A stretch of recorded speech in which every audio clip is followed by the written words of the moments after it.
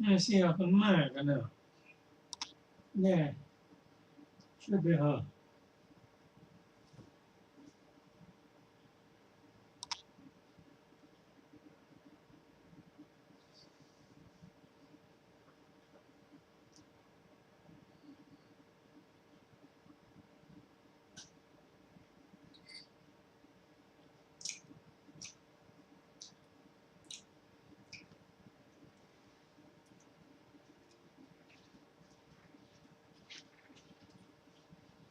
เปิดแอร์แล้วก็นอน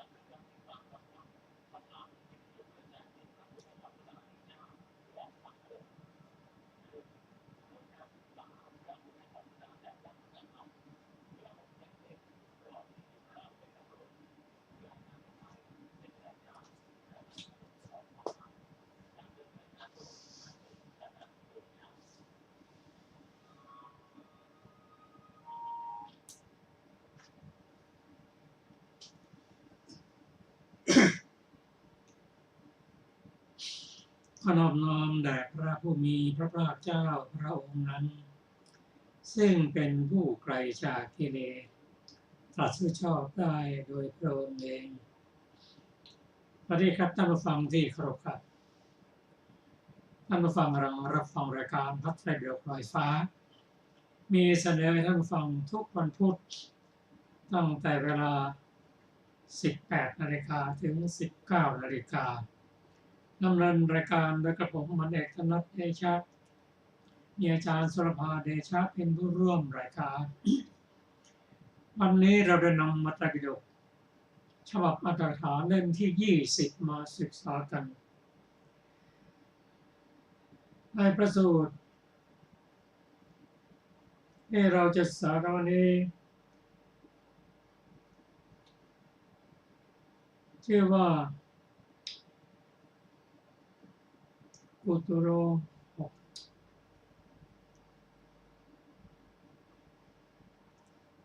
กุปโรวัฏสูตร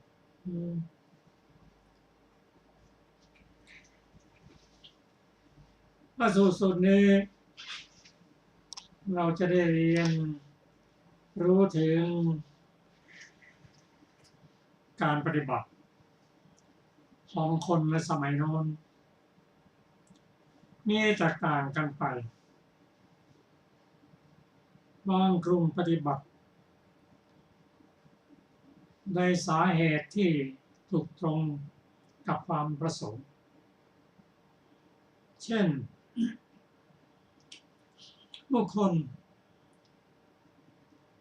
ไปพบพญานาคในตอนกลางวันพญานาคนั้นตอนกลางวันท่านแปลงกายเป็นมนุษย์ได้แต่ตอนกลางคืนต้องกลับไปเป็นพญานาคอย่างเดิมคนบางคนในซอยโน้นเห็นว่าพญานาคนั้นมีรูปร่างงามอายุยืนแถมมีความสุขปรารถนาจะเป็นพญานาคก็สร้างบุญสร้างกุศลและมีทานรักษาศีลเดินสมาธิเป็นต้น ตายไปแล้วก็ไปเกิดเป็นพญานาคมีสีสันงดงามและพญานาคนี้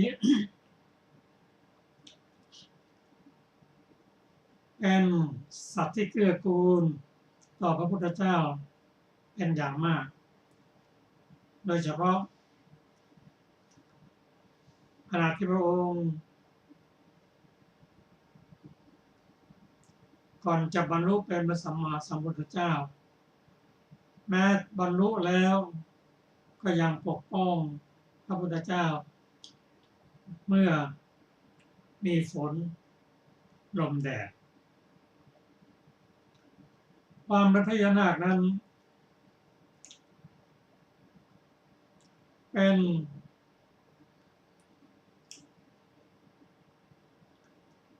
ป็นสัตว์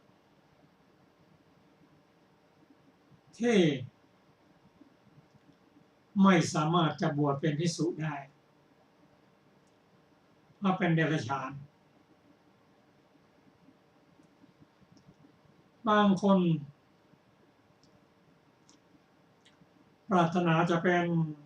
เทวดาก็ปฏิบัติกุศลกรรมบทเสร็จมีศีล5 ศีล 8แล้วก็ตั้งความปรารถนาไว้ก็ได้เป็นเทวดา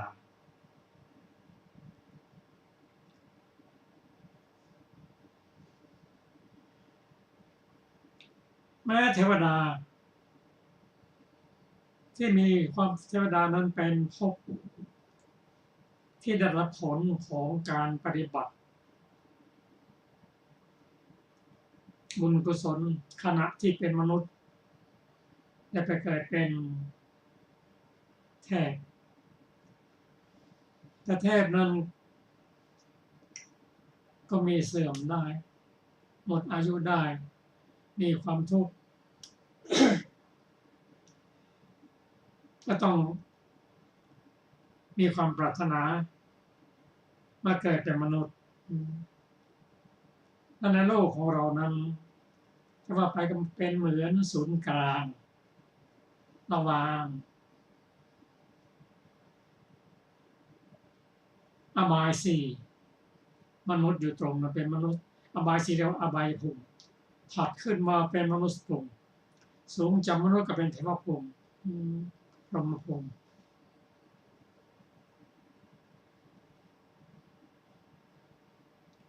ในภพของมนุษย์ภูมินั้นอันได้แก่ชมพูทวีปนั้นเป็นที่อุบัติขึ้นของพระพุทธเจ้าของพระปัจเจกพุทธเจ้าของพระมหาจักรพรรดิและเป็นศูนย์กลางที่เป็นวัตธรรมและเป็นรับผลในภพเทวดาในพรหมเป็นต้นแม้การจะพ้นจากทุกข์ก็อาศัยมนุษย์ภูมินี่แหละอาศัยชมพูทวีปเนี่ยปฏิบัติเพื่อความพ้นทุกข์เพราะฉะนั้นผู้ที่เกิดในภพภูมิของมนุษย์นั้นหรือเกิดในชมพูทวีปนั้นถือว่าเป็นผู้ที่มีบุญมีโอกาสที่จะพบพระพุทธเจ้ามีโอกาสที่จะปฏิบัติธรรมสร้างบุญสร้างกุศลและไปเสวยผลบุญหรือวิบากถ้าเกิดเป็นมนุษย์ก็เป็นมนุษย์ชั้นดีจากนั้นก็เกิดเป็นเทวดาแต่การเกิดเป็นเทวดานั้นก็ถ้าไม่มีสติก็จะเพลิดเพลินในที่สุดเมื่อสิ้นชีวิตลงจนจะสิ้นชีวิตก็รีบมาฟังธรรมเพื่อจะได้ อยู่ในภพที่สูงขึ้นไป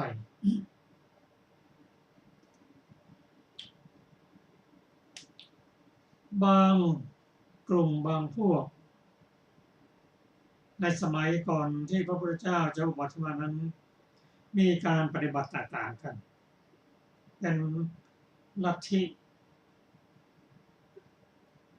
เช่นเรื่องที่จะได้ฟังต่อไปนี้ปรารถนาเทวดาแต่ปฏิบัติเยี่ยงสุนัขเยี่ยงโคปฏิบัติเยี่ยงสุนัขเหมือนดำเหมือนสุนัขทุกอย่างซึ่งมนุษย์เห็นว่าอยากที่จะทำได้อย่างนี้บุคคลที่ปรารถนาเทวดานะครับปฏิบัติเยี่ยงสุนัขทำเหมือนสุนัขทุกอย่าง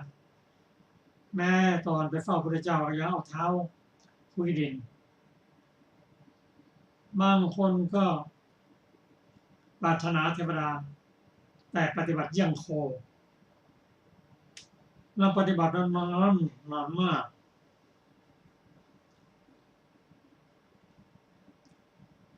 เมื่อพระพุทธเจ้าอุบัติขึ้นมาแล้วได้ข่าวแล้วปรารถนาจะทราบว่าข้อปฏิบัติของตนเยี่ยงสุนัขเยี่ยงโคที่ทำมานานนั้นจะสำเร็จผลอย่างไร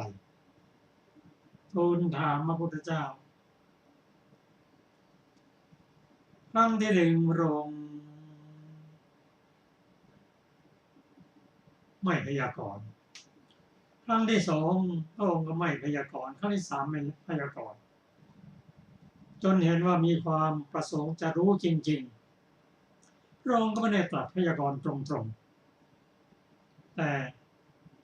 ยกตัวอย่างให้ฟัง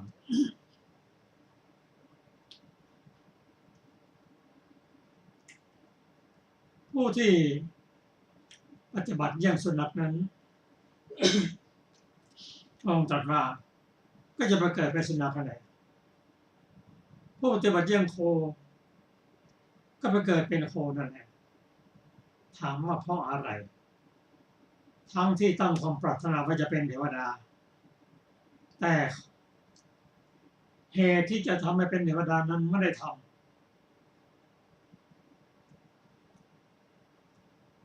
พระองค์ตรัสเรื่องนี้ให้ฟังแล้วร้องไห้ทำไมมาว่าเสียดายเวลาที่ทำมานั้นไม่ถูกต้องมีโอกาสได้พบพระพุทธองค์ข้อคิดในพระสูตรส่วนนี้นั่นคือใจสำคัญถ้าใจดีแล้ว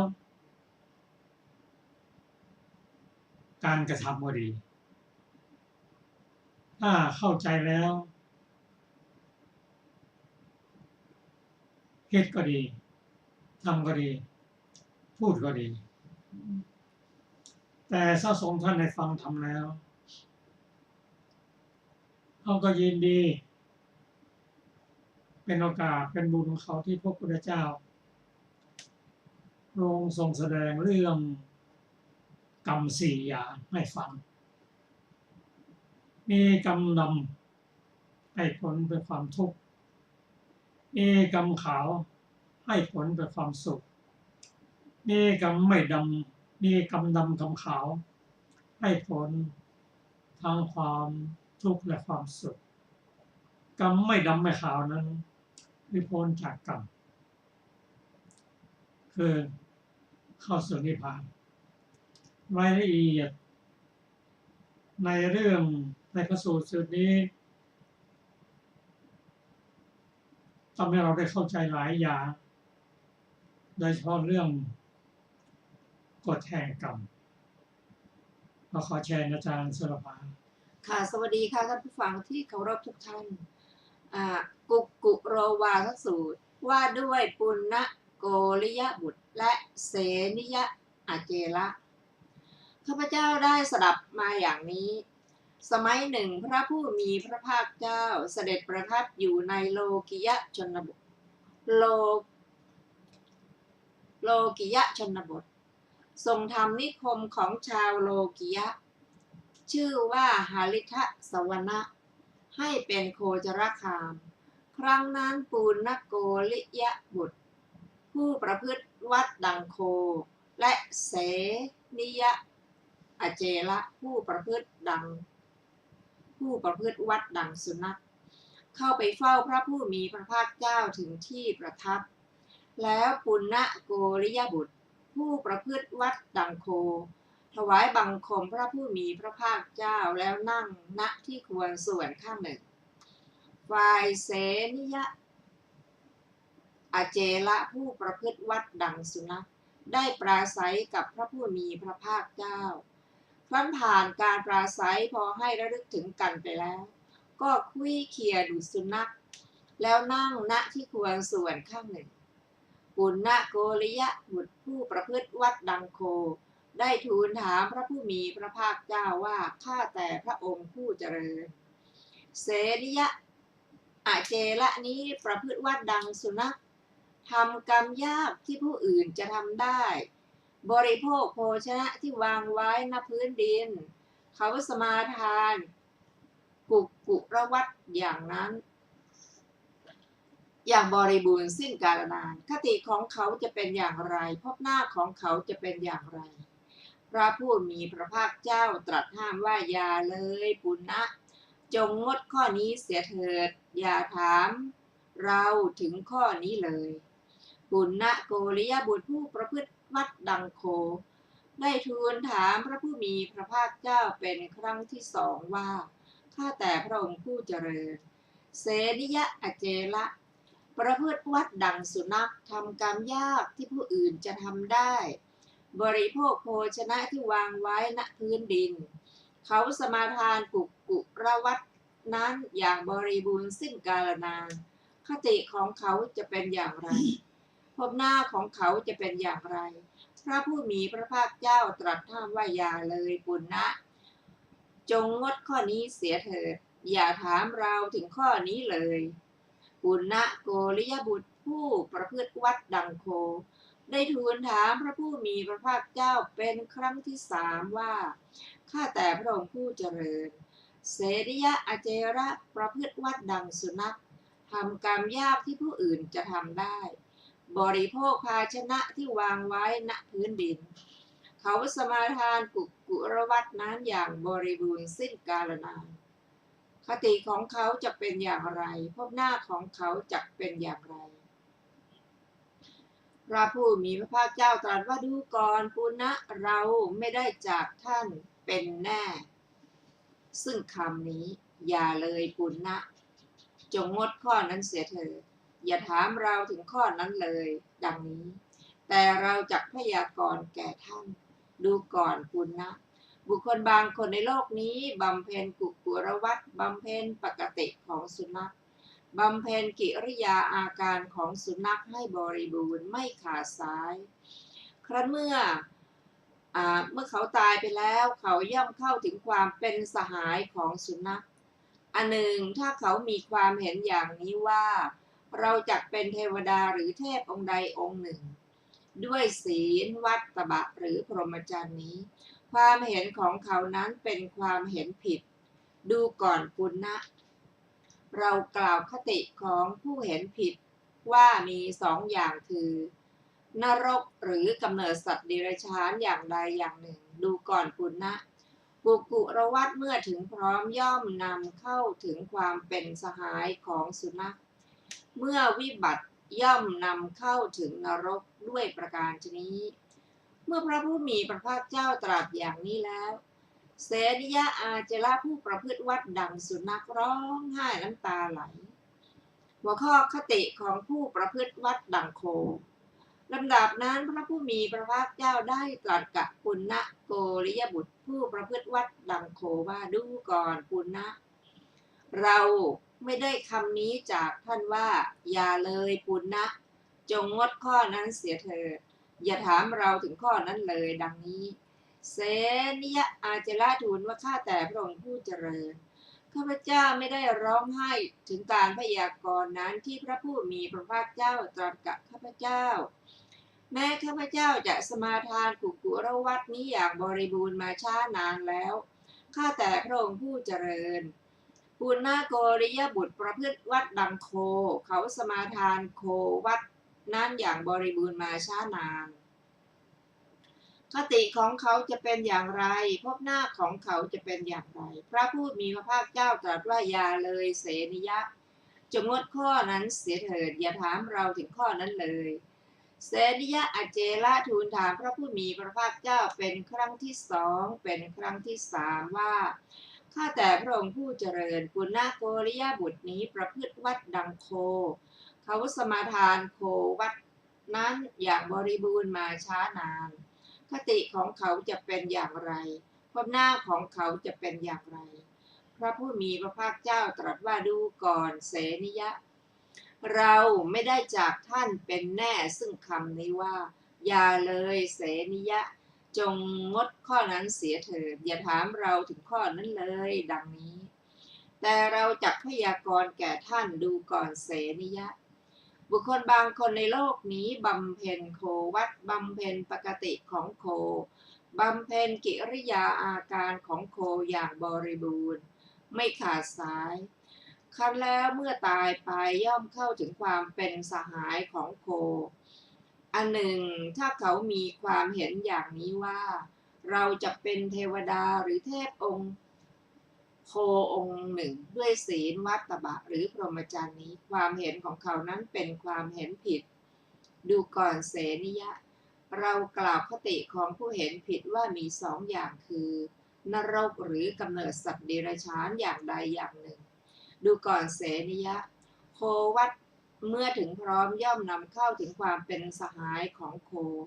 เมื่อวิบัติย่อมนำเข้าถึงนรกด้วยประการฉนี้เมื่อพระผู้มีพระภาคเจ้าตรัสอย่างนี้แล้วปุณณโกริยบุตรผู้ประพฤติดังโคก็ร้องไห้น้ำตาไหลลำดับนั้นพระผู้มีพระภาคเจ้าได้ตรัสกับเสนิยะอาเจละผู้ประพฤติวัดดังสุนัขว่าดูก่อนเสนิยะเราไม่ได้คำนี้จากท่านว่าอย่าเลยเสนิยะจงงดข้อนั้นเสียเถิดอย่าถามเราถึงข้อนั้นเลยดังนี้ปุณณโกริยบุตรทูลว่าข้าแต่พระองค์ผู้เจริญข้าพเจ้าได้ร้องไห้ถึงการพยากรณ์นั้นที่พระผู้มีพระภาคเจ้าตรัสกับข้าพเจ้าแม้ข้าพเจ้าสมาทานโควัดนี้อย่างบริบูรณ์มาช้านานข้าแต่พระองค์ผู้เจริญข้าพเจ้าเลื่อมใสในพระผู้มีพระภาคเจ้าอย่างนี้ว่าพระผู้มีพระภาคเจ้าทรงสามารถแสดงธรรมโดยประการที่ให้ข้าพเจ้าพึงละโควัดนี้ได้และเสนิยะอาเจระผู้ประพฤติวัดดังสุนัขพึงละกุกุระวัดนั้นได้ดูก่อนปุณณะถ้ากระนั้นท่านจงฟังจงมนสิการให้ดีเราจักกล่าวปุณณโกริยบุตรผู้ประพฤติวัดดังโคทูลรับพระผู้มีพระภาคเจ้าแล้วหัวข้อกรรมดำกรรมขาวสี่พระผู้มีพระภาคเจ้าได้ตรัสพระพุทธพจน์นี้ว่าดูก่อนปุณณะกรรมสี่ประการนี้เราทำให้แจ้งชัดด้วยปัญญาอันยิ่งเองแล้วสอนผู้อื่นให้รู้ตามสี่ประการนั้นเป็นไฉนดูก่อนปุณณะกรรมดำมีวิบากดำมีอยู่กรรมขาวมีวิบากขาวมีอยู่กรรมทั้งดำทั้งขาวมีวิบากทั้งดำทั้งขาวมีอยู่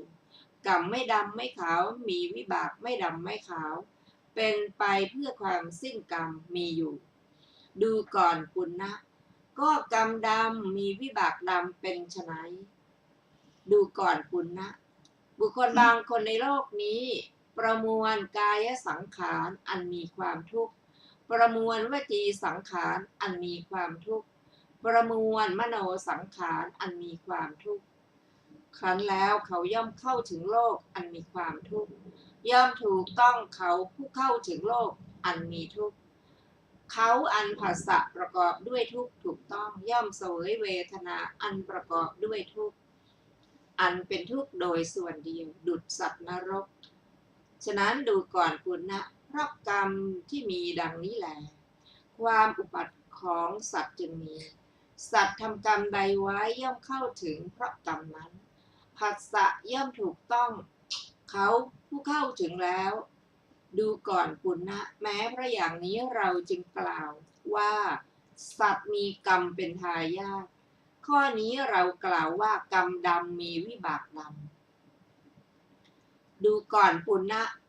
ก็กรรมขาวมีวิบากขาวเป็นไฉนดูก่อนปุณณะบุคคลบางคนในโลกนี้ประมวลกายสังขารอันไม่มีความทุกข์ประมวลวจีสังขารอันไม่มีความทุกข์ประมวลมโนสังขารอันไม่มีความทุกข์ครั้นแล้วเขาย่อมเข้าถึงโลกอันไม่มีความทุกข์ผัสสะอันไม่มีความทุกข์ย่อมถูกต้องเขาผู้เข้าถึงโลกอันไม่มีความทุกข์เขาอันผัสสะไม่มีความทุกข์ถูกต้องแล้วย่อมเสวยเวทนาอันไม่มีความทุกข์เป็นสุขโดยส่วนเดียวดุจเทพชั้นสุภกินหาฉะนั้นดูก่อนปุณณะเพราะกรรมที่มีดังนี้แลความอุบัติของสัตว์จึงมีสัตว์ทำกรรมใดไว้เขาย่อมเข้าถึงเพราะกรรมนั้นผัสสะย่อมถูกต้องเขาผู้เข้าถึงแล้วดูก่อนปุณณะแม้เพราะอย่างนี้เราจึงกล่าวว่าสัตว์มีกรรมเป็นทายาทข้อนี้เรากล่าวว่ากรรมขาวมีวิบากขาวดูก่อนปุณณะก็กรรมทั้งดำทั้งขาวมีวิบากทั้งดำทั้งขาวเป็นไฉนดูก่อนปุณณะบุคคลบางคนในโลกนี้ประมวลกายสังขารอันมีความทุกข์บ้างไม่มีความทุกข์บ้างประมวลวจีสังขารอันมีความทุกข์บ้างไม่มีความทุกข์บ้างประมวลมโนสังขารอันมีความทุกข์บ้างไม่มีความทุกข์บ้างครั้นแล้วเขาย่อมถึงโลกอันมีความทุกข์บ้างไม่มีความทุกข์บ้างผัสสะอันมีความทุกข์บ้างไม่มีความทุกข์บ้างย่อมถูกต้องเขาผู้เข้าถึงโลกอันมีความทุกข์บ้างไม่มีความทุกข์บ้างอันเขาอันผัสสะที่มีความทุกข์บ้างไม่มีความทุกข์บ้างถูกต้องแล้วย่อมเสวยเวทนาอันมีความทุกข์บ้างไม่มีความทุกข์บ้างมีทั้งสุขและทุกข์รักคนกันดุจพวกมนุษย์เทพบางเหล่าและสัตว์วินิบาตบางเหล่าฉะนั้นดูก่อนปุณณะเพราะกรรมที่มีดังนี้แลความอุบัติของสัตว์จึงมีสัตว์ทำกรรมใดไว้ย่อมเข้าถึงเพราะกรรมนั้นผัสสะย่อมถูกต้องเขาผู้เข้าถึงแล้วดูก่อนปุณณะแม้เพราะอย่างนี้เราจึงกล่าวว่า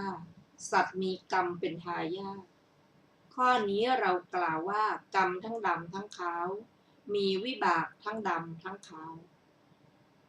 ดูก่อนปุณณะก็กรรมไม่ดำไม่ขาวมีวิบากไม่ดำไม่ขาว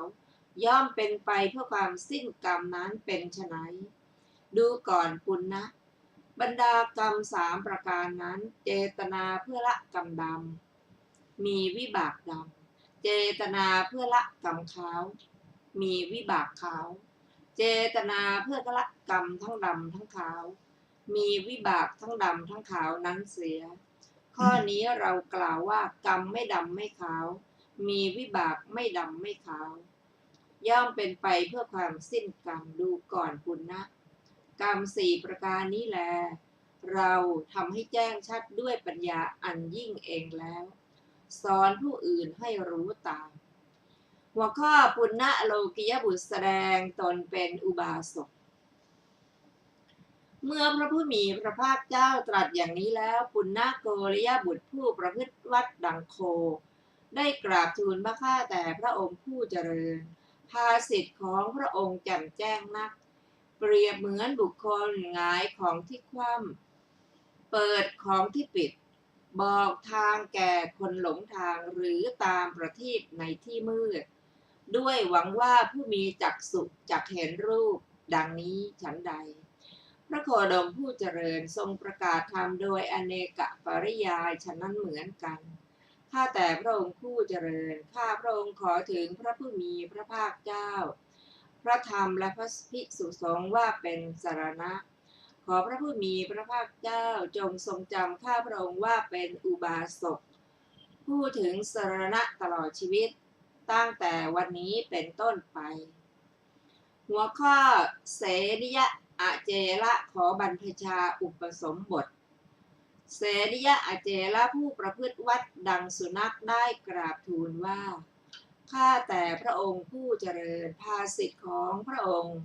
แจ่มแจ้งนักข้าแต่พระองค์ผู้เจริญภาสิทธิ์ของพระองค์แจ่มแจ้งนักเปรียบเหมือนบุคคลหงายของที่คว่ำเปิดของที่ปิดบอกทางแก่คนหลงทางหรือตามประทีปในที่มืดด้วยหวังว่าผู้มีจักษุจักเห็นรูปดังนี้ฉันใดพระโคดมผู้เจริญทรงประกาศธรรมโดยอเนกปริยายฉันนั้นเหมือนกันข้าแต่พระองค์ผู้เจริญข้าพระองค์ขอถึงพระผู้มีพระภาคเจ้าพระธรรมและภิกษุสงฆ์ว่าเป็นสรณะข้าแต่พระองค์ผู้เจริญข้าพระองค์พึงได้บรรพชาอุปสมบทในสำนักของพระผู้มีพระภาคเจ้าพระผู้มีพระภาคเจ้าตรัสว่าดูก่อนเสนิยะผู้ใดเคยเป็นอัญญเดียรถีหวังการบรรพชาอุปสมบทในธรรมวินัยนี้ผู้นั้นต้องอยู่ปริวาส4 เดือนก่อนต่อล่วง4 เดือนภิกษุทั้งหลายมีจิตอัญญเดียรถีให้ยินดีแล้วจึงจะให้บรรพชาอุปสมบทเพื่อความเป็นภิกษุก็แต่ว่าเราทราบความต่างแห่งบุคคลในข้อนี้หัวข้อติตตทิยปริวาสเสนิยะกล่าวว่าข้าแต่พระองค์ผู้เจริญถ้าผู้เคยเป็นอัญญเดรถีมาก่อนหวังการบรรพชาอุปสมบทในพระธรรมวินัยนี้ต้องอยู่ปริวาส4 เดือนก่อนต่อล่วง4 เดือนภิกษุมีจิตอัญญเดรถีให้ยินดีแล้วจึงให้บรรพชาอุปสมบทเพื่อความเป็นภิกษุไซร้ข้าพระองค์จักอยู่ปริวาสถึง4 ปีต่อล่วง4 ปีภิกษุทั้งหลายมีจิตอันข้าพระองค์ให้ยินดีแล้วจึงให้ข้าพระองค์บรรพชาอุปสมบทเพื่อความเป็นภิกษุเถิดเสนิยะอาเจระผู้ประพฤติกุกุประวัติได้บรรพชาอุปสมบทในสำนักของพระผู้มีพระภาคเจ้าแล้วเมื่อท่านเสนิยะอุปสมบทแล้วไม่นานหลีกออกไปอยู่แต่ผู้เดียวเป็นผู้ไม่ประมาท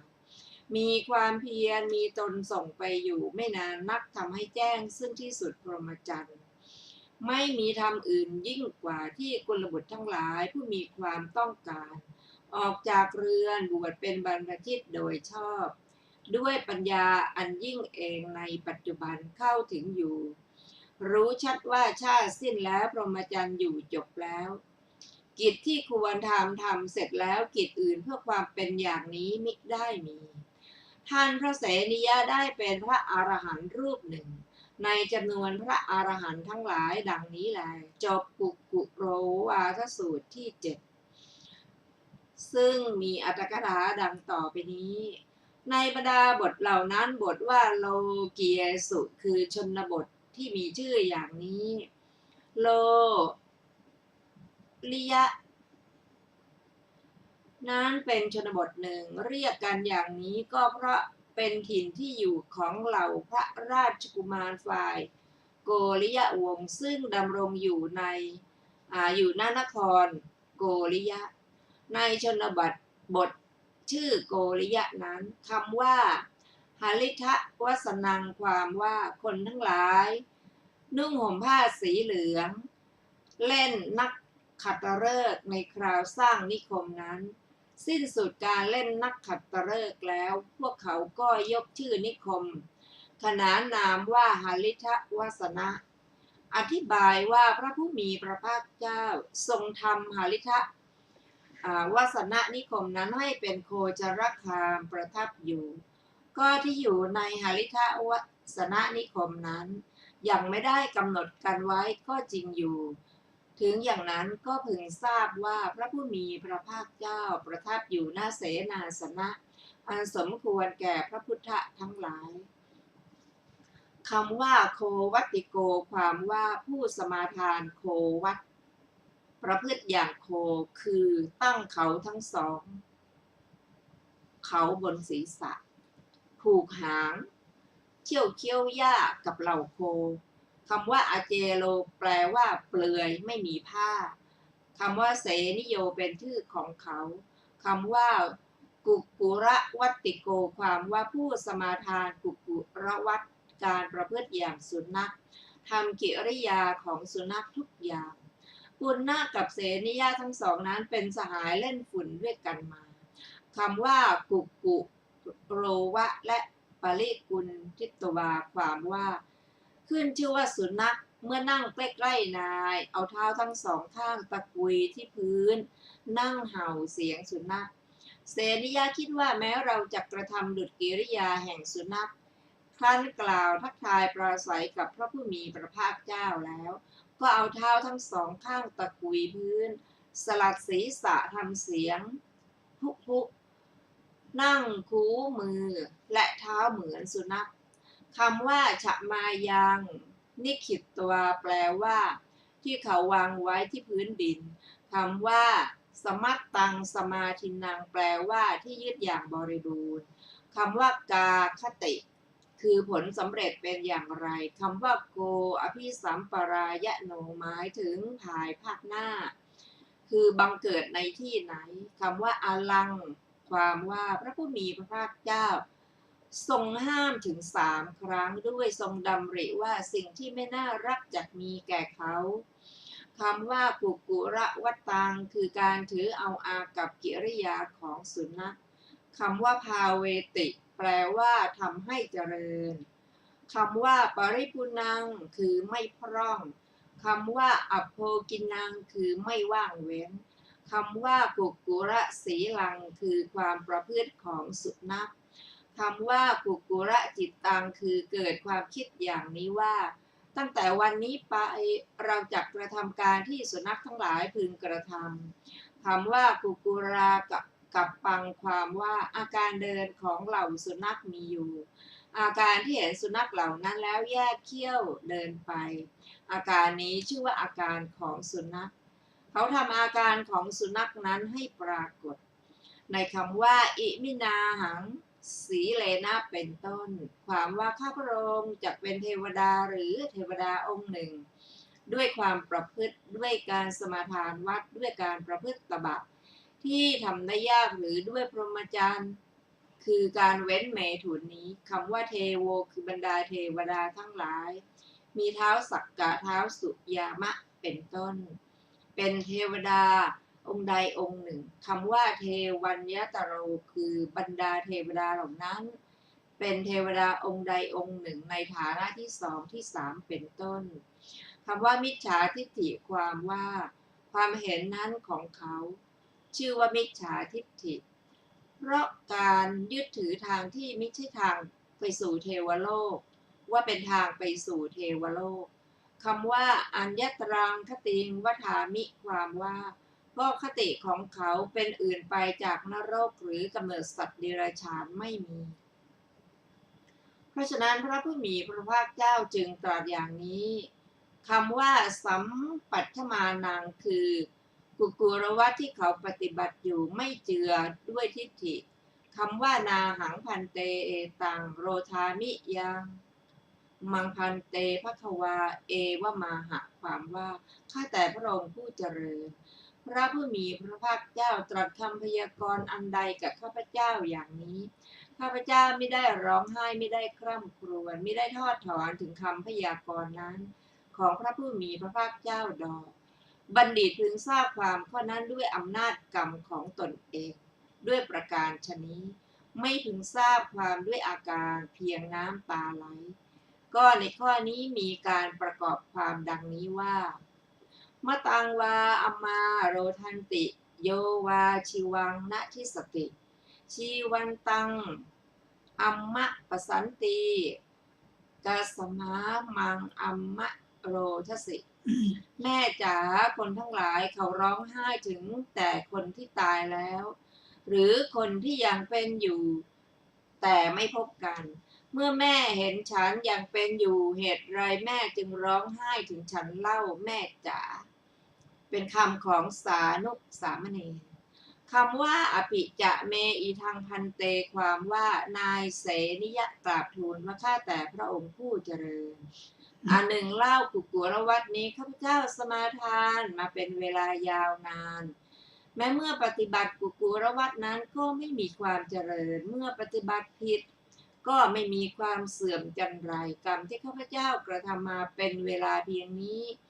ก็เกิดเป็นโมฆะคือไม่มีผลเพราะฉะนั้นข้าพเจ้าเมื่อพิจารณาเห็นความวิบัติของตัวเองจึงร้องไห้พระเจ้าข้าคำว่าโควัตตังเป็นต้นก็พึงทราบตามนัยยะที่กล่าวมาแล้วในกุกุรวัตเป็นอาทินั่นแลคำว่าควากับปังแยกสนธิเป็นโคอากับปังแปลว่าอาการของโคคำที่เหลือก็เป็นเช่นเดียวกับคำที่กล่าวมาแล้วในอาการของสุนัขนั่นแหละเห็นเหล่าสุนัขตัวอื่นๆแล้วแยกเขี้ยวเดินไปในกุกุรวัตนั้นฉันใดก็พึงทราบอาการที่โคเห็นโคตัวอื่นๆแล้วยกหูทั้งสองเดินไปในโควัตนี้ฉันนั้นคำนอกนั้นก็เหมือนกันนั่นแหละคำว่าจัตตารีมานิกุณังกัมมานิความว่าเหตุไรพระผู้มีพระภาคเจ้าจึงทรงปรารภพระธรรมเทศนานี้ก็พระเทศนานี้มาด้วยอำนาจการกระทำกรรมบางอย่างเมื่อพระผู้มีพระภาคเจ้าตรัสกรรม4 หมวดนี้แล้วการกระทำของคนเหล่านี้จะปรากฏเพราะฉะนั้นพระผู้มีพระภาคเจ้าจึงทรงปรารภเทศนานี้อันหนึ่งพระผู้มีพระภาคเจ้าก็ทรงทราบว่าคนทั้งสองนี้จะเข้าใจกรรม4 หมวดที่กำลังทรงแสดงนี้เท่านั้น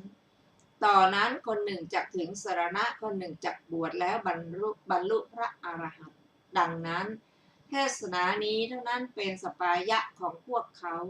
จึงทรงปรารภเทศนานี้บรรดาบทเหล่านั้นบทว่ากันหังแปลว่าดำได้แก่กรรมที่เป็นอกุศลกรรมมาบท10บทว่ากันหวิปากรรมคือมีวิบากดำเพราะทำให้บังเกิดในอบายบทว่าสุกกลางแปลว่าขาวได้แก่กรรมที่เป็นกุศลกรรมมาบท10บทว่าสุกะวิปากังคือมีวิบากขาวเพราะทำให้บังเกิดในสวรรค์บทว่ากันหะสุกังคือกรรมที่คละกันบทว่ากันหะสุกะวิปากังคือมีสุขและทุกข์เป็นวิบากแท้จริงบุคคลทำกรรมคละกันแล้วเกิดในกำเนิดสัตว์เดรัจฉานในตำแหน่งช้างมิ่งมงคลเป็นต้นด้วยอกุศลกรรมก็เสวยสุขในประวัติการด้วยกุศลกรรมแม้เขาเกิดในราชตระกูลด้วยกุศลกรรมก็เสวยทุกข์ในประวัติการด้วยอกุศลกรรมกรรมคือเจตนาในมรรคสี่อันกระทำให้สิ้นกรรมทรงประสงค์เอาว่ากรรมไม่ดำไม่ขาวก็ผิว่ากรรมนั้นพึงเป็นกรรมดำไซก็จะพึงให้วิบากดำผิว่าเป็นกรรมขาวไซก็จะพึงให้วิบากขาวส่วนเจตนากรรมในมรรคสี่ตรัสว่าไม่ดำไม่ขาวก็เพราะมีวิบากไม่ดำไม่ขาวเหตุไม่ให้วิบากทั้งสองความในอุเทศเท่านี้ก่อนส่วนในนิเทศพึงทราบความดังต่อไปนี้บทว่าสัพพยาปชังแปลว่ามีทุกข์ในกายสังขารเป็นต้นอกุศลเจตนา12ที่ถึงความไหว้นะด้วยอำนาจการจับมือเป็นต้นในกายทวารชื่อว่ากายสังขารมีทุกข์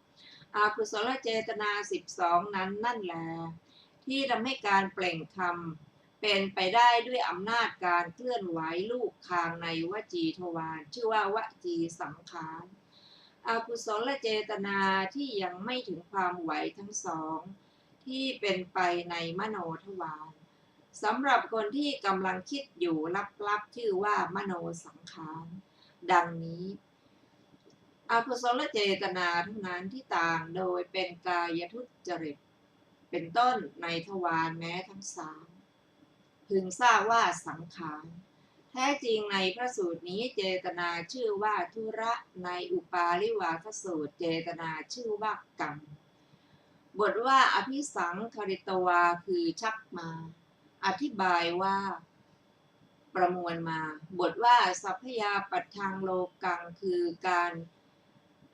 คือเข้าถึงโลกที่มีทุกข์บทว่าสัพพยาปัจชาผัสสะปุสันติคือผัสสะที่มีทุกข์เป็นวิบากย่อมถูกต้อง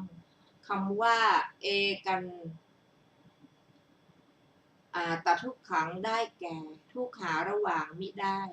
คำว่าภูตาเป็นปัญจะมีวิภัตลงในอัฏฐว่าเหตุความเข้าถึงหรืออุปัฏของสัตว์ที่เกิดแล้วย่อมมีพระกรรมที่มีแล้วท่านอธิบายว่าสัตว์ทั้งหลายย่อมทำกรรมที่มีแล้วอย่างไรความเข้าถึงของสัตว์เหล่านั้นย่อมมีด้วยอำนาจกรรมที่มีส่วนเสมอกันกับกรรมที่มีแล้วอย่างไร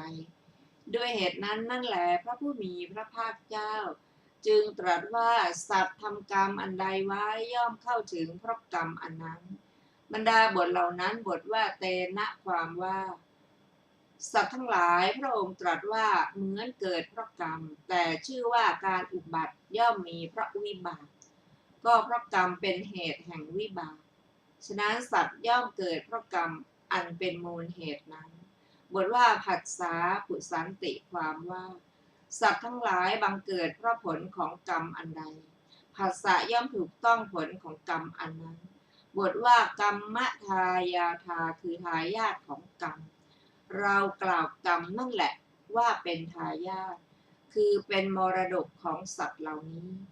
บทว่าอภิชาปัจฉังแปลว่าไม่มีทุกข์ในวาระนี้นิเทศวาลเจตนาฝ่ายกามาวจรกุศล8ที่เป็นไปในกายทวารชื่อว่ากายสังขารเจตนาฝ่ายกามาวจรกุศล8นั้นนั่นแหละที่เป็นไปในวจีทวารชื่อว่าวจีสังขารเจตนาฝ่ายกามาวจรกุศล8ที่เป็นไปในมโนทวารและเจตนาในฌานเบื้องต่ำ3ชื่อว่าอัปปชาปัจฉมโนสังขารถามว่าเจตนาในฌานจงยกไว้ก่อนทำไมกามาวจรจึงชื่อว่าอัพพยาปัจจมโนสังขารตอบว่าอัพพยาปัจจมโนสังขารย่อมเกิดได้ในขณะเข้ากสิณและขณะเสพกสิณเนืองเจตนาฝ่ายกามาวจรต่อกับเจตนาปฐมฌานเจตนาในจตุตถฌานต่อกับเจตนาในตติยฌานดังนั้นกุศลเจตนาต่างโดยกายสุจริตเป็นต้นเท่านั้นแม้ในทวารทั้ง3พึงทราบว่าสังขารวาระที่3ก็พึงทราบด้วยอำนาจที่คละกันทั้งสองอย่างในคำว่าไสยถาปิมนุษย์สาเป็นต้นพึงทราบว่าสำหรับพวกมนุษย์ก่อนปรากฏว่าบางคราวก็สุขบางคราวก็ทุกข์ส่วนในเหล่าเทวดาทั้งหลายเหล่าภูมิเทวดาในเหล่าวินิปาติกะสัตว์ทั้งหลายเหล่าเวมานิกะเปรตบางครั้งก็สุขบางครั้งก็ทุกข์สุขย่อมเกิดได้แม้ในเหล่าสัตว์เดรัจฉานเช่นช้างเป็นต้นบทว่าตัตระแปลว่าในกรรมทั้ง3นั้นบทว่าตัสสะปหานายยาเจตนาความว่าเจตนาในมรรคก็เพื่อประโยชน์แก่การละกรรมนั้นแต่ถึงกรรมแล้วชื่อว่าทำอย่างอื่นที่ขาวกว่าเจตนาในมรรคไม่มีฝ่ายอกุศลเจตนา10ถึงกรรม4หมวดนี้แล้วชื่อว่าดำกุศลเจตนาที่เป็นไปในภูมิ3ชื่อว่าขาวมัคคเจตนามาแล้วว่าไม่ดำไม่ขาวนายเสนิยะนั้นคิดว่าตัวเราเหมือนจะเปลี่ยนความคิดว่าเราประกอบตัวไว้ในฝ่ายธรรมที่ไม่นำสัตว์ออกจากทุกข์มาเป็นเวลานานแล้วหนอทำตนให้ลำบากเปล่าจากอาบน้ำที่ริมฝั่งแม่น้ำที่แห้ง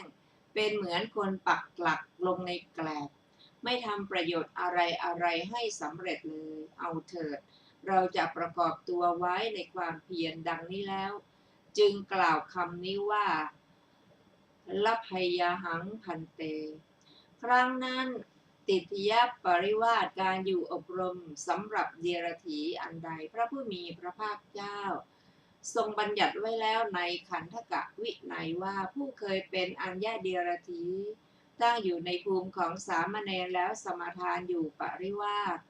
โดยในยะว่าท่านเจ้าข้าพเจ้ามีชื่อนี้เคยเป็นอัญญาเดียรถีประสงค์จะอุปสมบทในธรรมวินัยนี้ท่านเจ้าข้าพเจ้านั้นขอปริวาส4 เดือนกับสงฆ์ดังนี้เป็นต้นพระผู้มีพระภาคเจ้าทรงหมายเอาติฏฐิยปริวาสนั้นจึงตรัสเป็นต้นว่าโยโขเสนิยะอัญญติฏฐิยปุโพดังนี้บรรดาบทเหล่านั้นบทว่าปัพพชังตรัสด้วยอำนาจความที่ทรงมีพระวาจาอ่อนหวานแม้ที่จริงเสนิยะนั้นไม่อยู่ปริวาสก็ได้บรรพชาแต่เขาต้องการอุปสมบทบำเพ็ญวัด8 ประการมีการเข้าฌานเข้าบ้านเป็นต้นพึงอยู่ปริวาสเกินการกำหนดบทว่าอารัฐจิตตาคือมีจิตยินดีแล้วด้วยการบำเพ็ญวัด8 ประการนี้เป็นความย่อในเรื่องติฏฐิยปริวาสนั้นส่วนความพิสดารของติฏฐิยปริวาสนั้นพึงทราบตามนัยยะที่กล่าวไว้แล้วในกถาปัพพชาขันธกะคัมภีร์อัตถกถาวินัยชื่อสมันตะปาสาธิกาคำว่าอปิจะเมธะแยกสนธิว่าอปิจะเมเอตถะความว่าปุคละเวมัตตตาวิทิตาคือรู้ความที่บุคคลเป็นต่างๆกันพระผู้มีพระเจ้าทรงแสดงว่าคำนี้ปรากฏแก่เราว่าบุคคลนี้ควรอยู่ปริวาสบุคคลนี้ไม่ควรอยู่ปริวาสต่อจากนั้นเสนิยะคิดว่าโอ้พระพุทธศาสนาน่าอัศจรรย์จริงที่คนขัดสีทุบอย่างนี้แล้วก็ยึดเอาแต่ที่ควรที่ไม่ควรก็ทิ้งต่อแต่นั้นเขาก็เกิดอุตสาหะในการบรรพชาว่าดีกว่าจึงกราบทูลว่าสะเจโคพันเตดังนี้คราวนั้นพระผู้มีพระภาคเจ้าทรงทราบความที่เขามีฉันทะแรงกล้าทรงดำริว่าเสนิยะไม่ควรอยู่ปริวาสจึงตรัสเรียกภิกษุรูปหนึ่งมาว่าภิกษุเธอไปให้เสนิยะอาบน้ำแล้วให้บรรพชาแล้วนำตัวมาภิกษุนั้นก็กระทำอย่างนั้นให้เขาบรรพชาแล้วนำมายังสำนักพระผู้มีพระภาคเจ้าพระผู้มีพระภาคเจ้าประทับนั่งกลางหมู่สงฆ์ให้เขาอุปสมบทแล้วด้วยเหตุนั้นท่านจึงกล่าวว่าเสนิยะนิครนผู้ถือกุกุรวัตก็ได้บรรพชาอุปสมบทในสำนักของพระผู้มีพระภาคเจ้าบทว่าอจิรูปสัมปันโนแปลว่าอุปสมบทแล้วไม่นานบทว่าวูปกัตโถคือปลีกกายและจิตออกจากวัตถุกรรมและกิเลสกรรมบทว่าอัปปะมัตโตคือผู้ไม่ละสติในกรรมฐานบทว่าอาตาปีคือผู้มีคุณเครื่องเผากิเลสด้วยคุณเครื่องเผากิเลสคือความเพียรที่นับได้ว่าเป็นไปในทางกายและทางจิตบทว่าปหิตัปโตคือผู้มีตนอันส่งไปมีอัตภาพอันสละแล้วเพราะเป็นผู้ไม่เยื่อใยในร่างกายและชีวิตคำว่ายัตสัทธายะแยกสนธิว่ายัตสะกับอัฏฐายะบทว่ากุละปุตตาคือบุตรผู้มีมัญญาตและสกุลบทว่าสัมมาเทวะคือโดยเหตุโดยการคำว่าตทะนุตรังแยกสนธิว่าตังอนุตรังบทว่าพรหมจริปริโยสานังคืออรหัตผลอันเป็นที่สุดแห่งมรรคพรหมจรรย์จริงแล้วกุลบุตรทั้งหลายย่อมบวชเพื่อประโยชน์แก่มรรคพรหมจรรย์นั้น2บทว่าทิเถวธรรมเมคือในอัตภาพนี้นี่แลบทว่าสยังอภิญญาสัจจิกตวาคือกระทำให้ประจักษ์ด้วยปัญญาด้วยตัวเองอธิบายว่าผู้ไม่มีผู้อื่นเป็นปัจจัยคือไม่ต้องเชื่อผู้อื่นบทว่าอุปสัม ปัจฉวิหาสิคือบรรลุแล้วให้ถึงพร้อมอยู่แล้ว ผู้อยู่อย่างนี้แล รู้ยิ่งว่าชาติสิ้นแล้ว พระผู้มีพระเจ้าครั้นทรงแสดงปัจจเวคขณะภูมิญาณแก่เสนิยะนั้นอย่างนี้แล้ว เมื่อทรงให้เทศนาจบลงด้วยยอดคือพระอรหันต์ท่านจึงกล่าวว่าก็ท่านเสนิยะเป็นพระอรหันต์องค์หนึ่งในบรรดาพระอรหันต์ทั้งหลาย บรรดาบทเหล่านั้นบทว่าอัญญัตตโรคือองค์หนึ่ง บทว่าอรหันตังคือแห่งพระอรหันต์ทั้งหลาย ในข้อนี้มีอธิบายดังนี้ว่าบรรดาพระอรหันตสาวกทั้งหลายของพระผู้มีพระภาคเจ้าท่านเสนิยะเป็นพระอรหันต์องค์หนึ่งคำที่เหลือในที่ทุกแห่งตื้นทั้งนั้นแหละก็จบอรรถกถาของกุโรวาทสูตรที่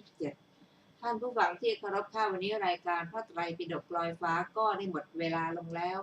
ขอขอบพระคุณทุกท่านที่ได้ร่วมศึกษาด้วยกันเราจะมาพบกันใหม่ในวันพุธหน้าเวลาเดียวกันนี้ขอมีความสุขสวัสดีเจริญในธรรมยิ่งวันนี้สวัสดีค่ะ